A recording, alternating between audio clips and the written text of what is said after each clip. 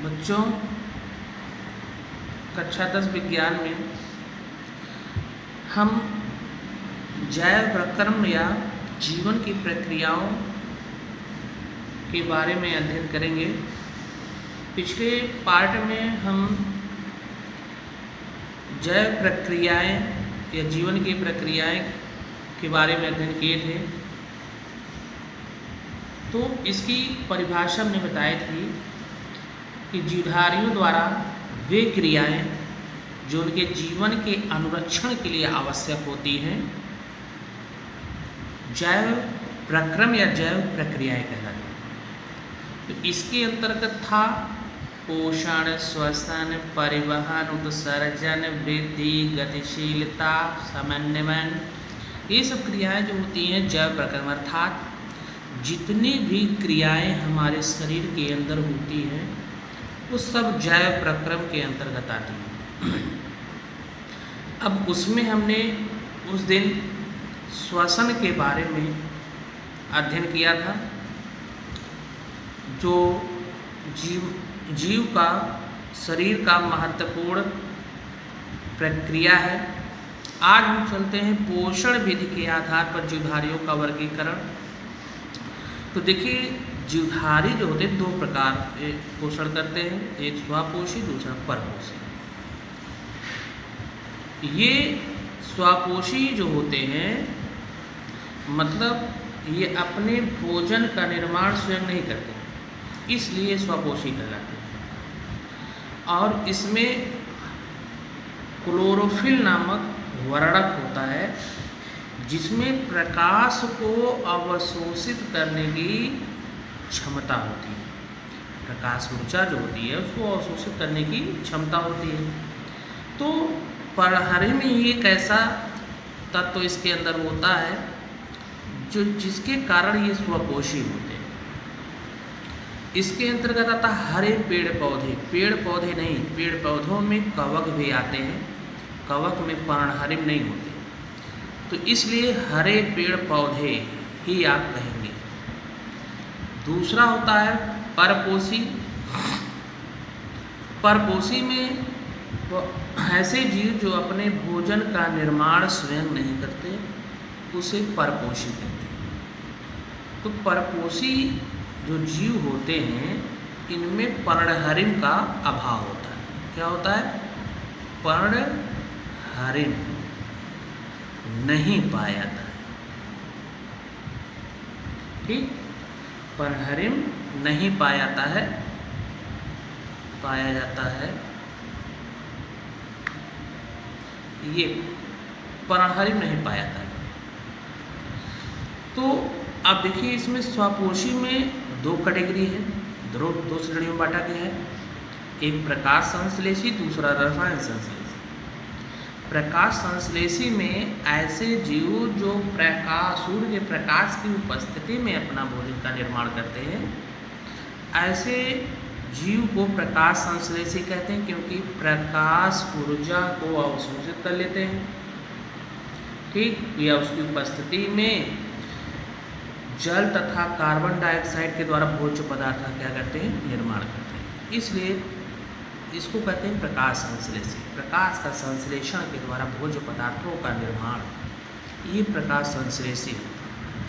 रसायन संश्लेषी होता है, हमने कहा कि इसमें जीवाणु जो होते हैं, बैक्टीरिया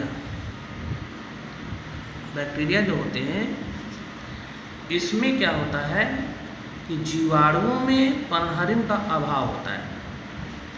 और पर्णहरिण के अभाव में भी ये कार्बन डाइऑक्साइड और जल को संयोजन के द्वारा भोज्य पदार्थों का निर्माण करते हैं। मतलब कार्बन डाइऑक्साइड तथा जल के संयोजन से कार्बोहाइड्रेट का क्या करते हैं? निर्माण करते हैं। और इस क्रिया के लिए ऊर्जा कार्बनिक पदार्थों को ऑक्सीकृत करके प्राप्त करते हैं। इससे कार्बनिक पदार्थों को ऑक्सीकृत करके प्राप्त करते हैं। भाई, ऊर्जा की आवश्यकता होगी, तो इसमें जो कार्बनिक पदार्थ होता है उस कार्बनिक पदार्थ को ऑक्सीकृत कर देंगे और उसके बाद उससे ऊर्जा क्या करेंगे? प्राप्त करेंगे। इसलिए इसे रसायन संश्लेषी कहते हैं। रसायन संश्लेषी में देखिए कई जीवाणु हैं। एग्जाम्पल में कई जीवाणु, जैसे सल्फर जीवाणु, ये सल्फर जीवाणु हो गया। दूसरा हाइड्रोजन जीवाणु,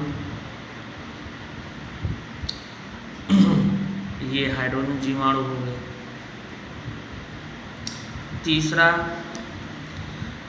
लौह जीवाणु,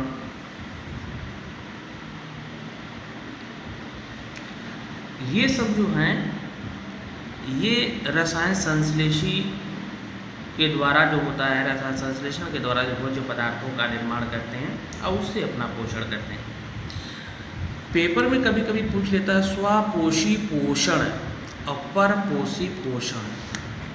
ये बोर्ड में इस तरह से क्वेश्चन लड़के भटक जाते हैं उसमें। ये स्वपोषी पोषण और परपोषी पोषण, तो जैसे स्वपोषी पोषण में क्या होता है कि वही चीज़ है, ऐसे जीव जो अपने भोजन का निर्माण स्वयं करके उससे अपना पोषण करते हैं, उसे स्वपोषी पोषण। उसी प्रकार से इसका है, ऐसे जीव जो पर्णहरिम के अभाव में अपना भोजन स्वयं नहीं बना पाते, है ना, उन्हें परपोषी तथा इस प्रकार के पोषण को परपोषी पोषण कहते हैं। तो ये जो है स्वपोषी और परपोषी का हो गया। अब देखिए परपोषी में 3 कैटेगरी है। ये 3 कैटेगरी है परपोषी में। एक होता है परजीवी, दूसरा होता है मृतोपजीवी, तीसरा होता है सहजीवी। परजीवी को हम इंग्लिश में कहते हैं पैरासाइट।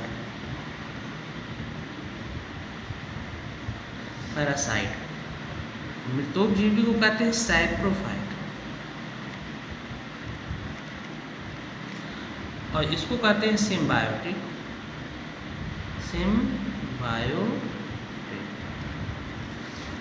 ये 3 प्रकार की कैटेगरी है इसकी परजीवी पोषण की। अब परजीवी पोषण में हम देखिए परपोषी पोषण में हम क्या करेंगे कि देखिए परजीवी किसे कहेंगे, ऐसे जीव, ऐसे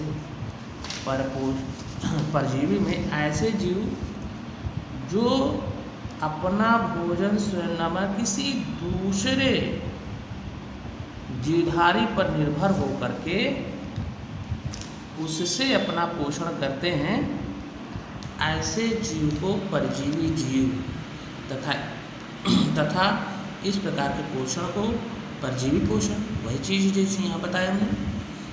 तो वे जीवधारी जो अपना पोषण दूसरे जीवधारी से प्राप्त करते हैं उन्हें परजीवी कहते हैं, और जो जीवधारी पोषण प्रदान करते हैं उसे पोषी कहते हैं, पोषी।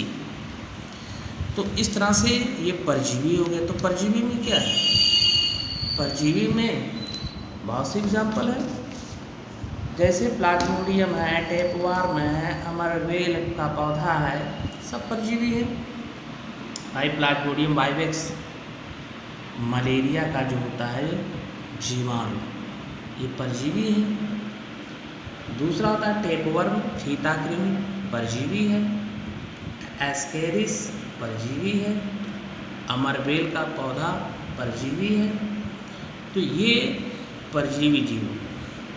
दूसरा जो होता है, दूसरा है इसमें मृतोपजीवी। मृतोपजीवी में क्या है कि ऐसे जीव जो किसी मृत कार्बनिक पदार्थों पर रहकर उनसे अपना पोषण प्राप्त करते हैं, उसे क्या कहते हैं, मृतोपजीवी। तो एक ये मृत कार्बनिक पदार्थ, मतलब ऐसे जो जीवाणु होते हैं, ये जितने भी सड़े गले पदार्थ होते हैं जीव जंतुओं का या पौधों का सड़ा गला पदार्थ, कार्बनिक पदार्थ, उस पर रह कर ही उससे अपना पोषण करते हैं। तो ये मृतोपजीवी कहलाते हैं। फिर इसके बाद होता है सहजीवी। सहजीवी में क्या है, ऐसे जीव जो किसी दूसरे जीव के ऊपर रहकर, है ना, दोनों एक दूसरे से पोषण करते हैं। बात समझ में आई?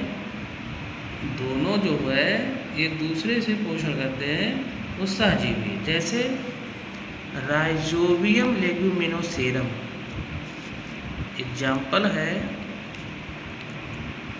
राइजोबियम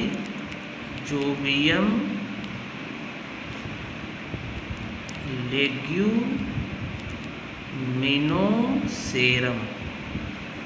ये राइजोबियम लेग्यूमिनोसेरम ये सहजीवी जीवाणु है। ये दलहनी जो फसल होते हैं, चना मटर अरहर दाल वाली फसलें, दलहनी फसलें हैं, दलहनी फसलों की जड़ों में जो जड़ होती है ऐसे गांठें होती हैं।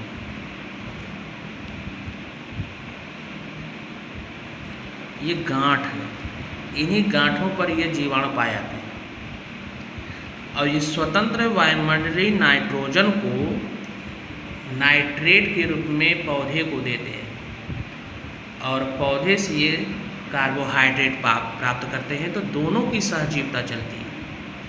तो ये इसका एग्जाम्पल जो होता है राइजोबियम लेग्यूमिनोसेरम। पूछा भी आता है बोर्ड में, सहजीवी जीवाणु का नाम क्या है? राइजोबियम लेग्यूमिनोसेरम, ये सहजीवी जीवाणु का नाम। तो ये वीडियो यहाँ तक पूरा हुआ। नेक्स्ट वीडियो हम अगले इसी चैप्टर के पार्ट 3 में मिलेंगे। धन्यवाद।